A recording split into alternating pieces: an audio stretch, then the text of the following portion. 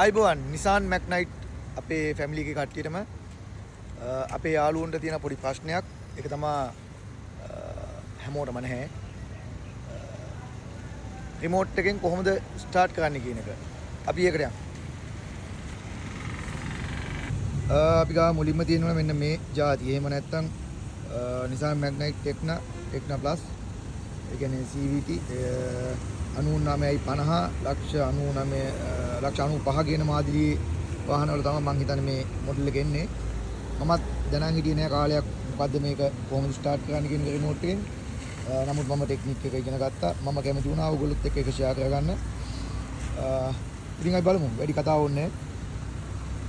දත්ත වාහනය කී රටට ඔයාලට පේනවා. ලොක් කරා දෙපාරක් බ්ලින්ක් වුණා. ඒ සමගම ස්ටාර්ට් කරා. ඔන්න ලින්ක් කියලා එකපාරම අතා කරනවා. වාහන ස්ටාර්ට්. මම නැවතත් ඒක කරන්නම් ඔයාලට පැහැදිලි වෙන්න. අන්ලොක් කරද්දී ස්ටාර්ට් එක නවතිනවා. අපි මුලින්ම කරන්න ඕනේ කී එකේ ලොක් බටන් එක ෆ්‍රෙෂ් කරා. දෙපාරක් බ්ලින්ක් කරනවත් එක්කම ඒ සමගම මේක ඔබාගෙන ඉන්නවා.